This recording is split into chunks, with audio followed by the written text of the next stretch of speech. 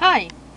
So, this is going to be a new thing, and I'm actually kind of excited about it since this goes along with something else that I love to do, but it's also something that I'm going to college for, which is film. So, I kind of got the idea while watching Netflix, and this is not a promotion for Netflix at all. This is just what I have. It's what is available to me, etc., etc. But I thought, like, what I'm doing on Steam, where I'm picking out some games that are available to people with a laptop or just a regular PC, and doing it but with Netflix, with either TV shows or movies or shorts and whatever else you can find on Netflix. And I'm mainly going to be doing not the Netflix DVD section, but the automatic streaming. You can watch it right now. So I wanted to try it out with this show since season 3 has been announced for the show, and I just finished with season 2 for the show. So let's get right into it with Nex Watch. Also, this will have spoilers in some regard. I will not say major spoilers because it will ruin the entire show for people, but in order for people to understand the show, I do have to say some things about it so people can understand. So we will be I will be talking about Scream, the TV show, not the movies, the TV show. There we go, it looks better. And for people who do not know, because I've met someone who does not know,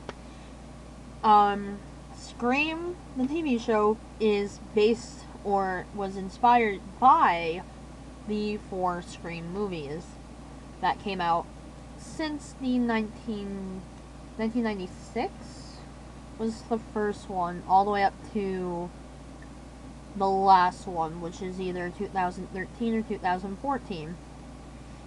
But the plot of the TV show is that in a town called Lakewood, a teenager, Emma Duval, is there with her set of friends who are technically popular kids.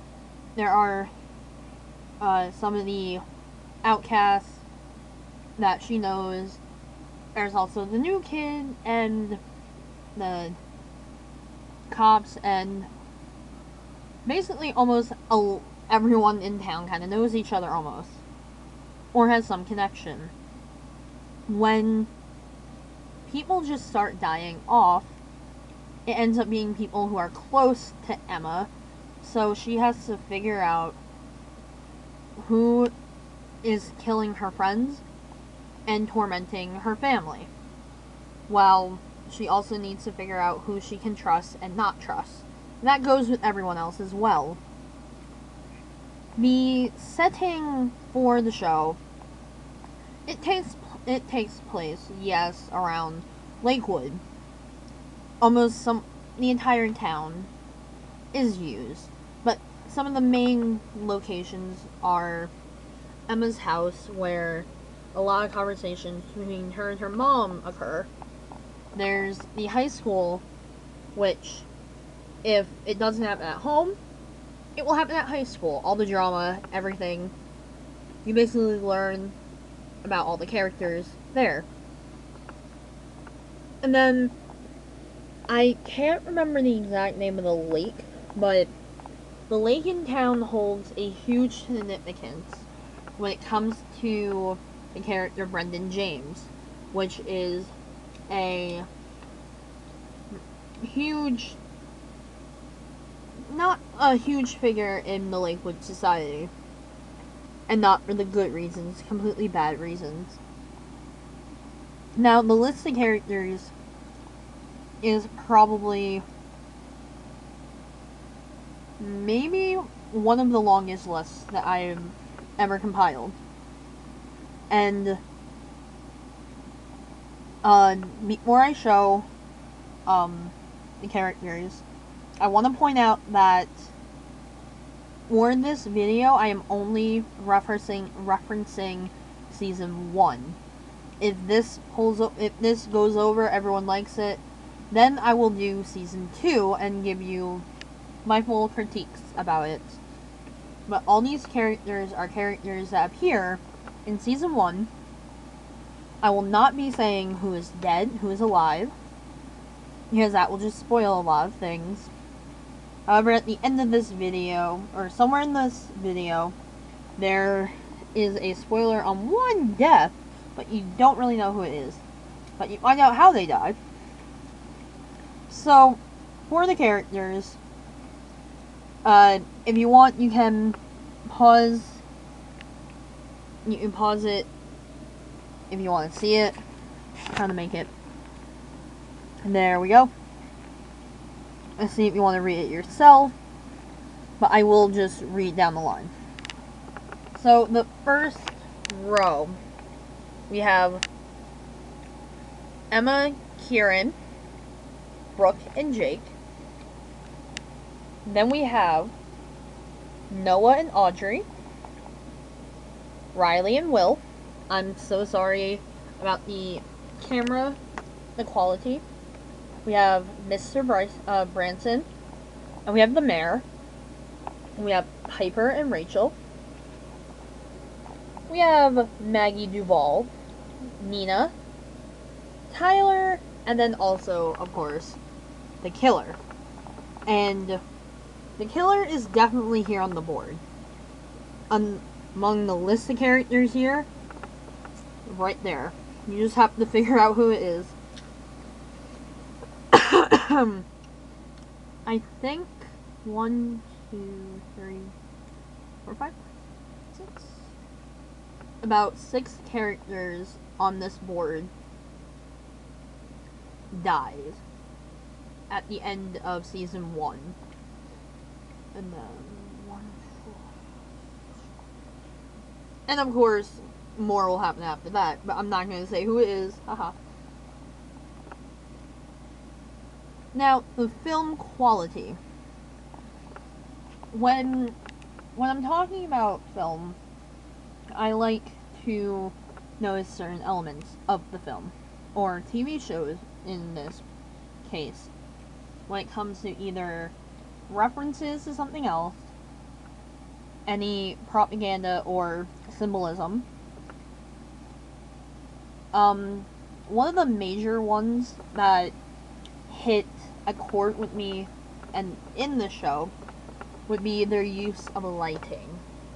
And for some reason, a lot of scenes in this TV show take place in kind of dark areas, which should have more light. But of course, it goes with the eerie atmosphere that the show is trying to give off. And it makes up in some of the other areas where it's full light, hallways, and bright clothing. However, it still is kind of important for you to see what's going on either way. So that's really my only pet peeve about the show, is their use of lighting. But the characters throughout the show, when it comes to their acting, all do really well. Over expressing emotions when needed. We have very subtle reactions. And there are some moments where you just don't realize it until you really look at it, that a character is doing something. And it makes you want to actually watch it again to see what's going on.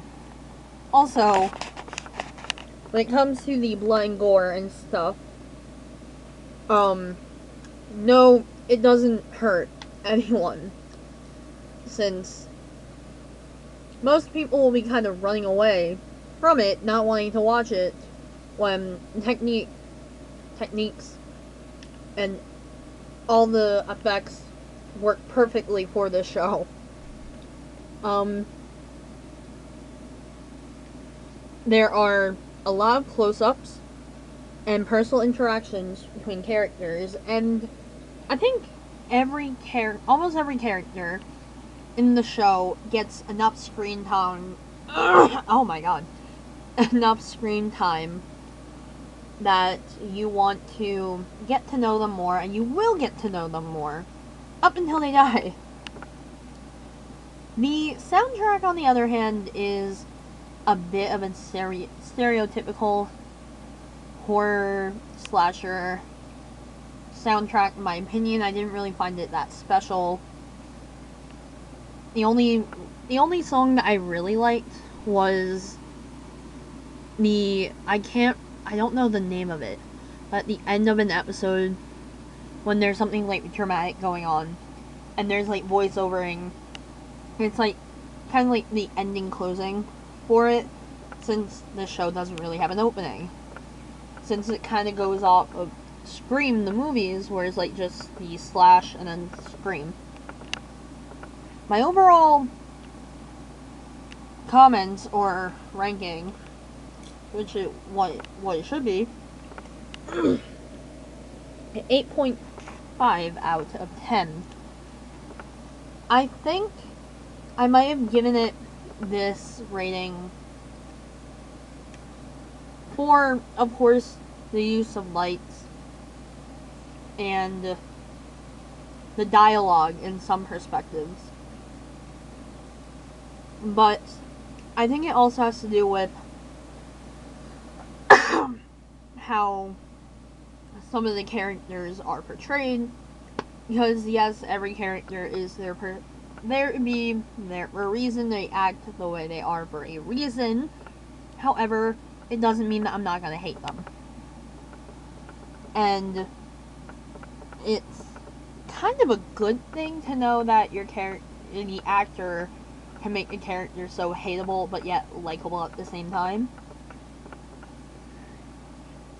So overall, if you are looking for a show with suspense horror and you want to see what MTV can do with a TV show, and if you don't know any of their other shows, check it out. It's really enjoyable. And by the time you get to season 2, you really want to know what the hell's going on and why there's a season 2. But in my opinion, season 1 was good. It was really good. I really liked it. And I think it left a lot of people happy, but yet at the same time left a lot of people, like, really wondering, why do we get the villain that we have? Because the big reveal, in my opinion, it was really shocking. However,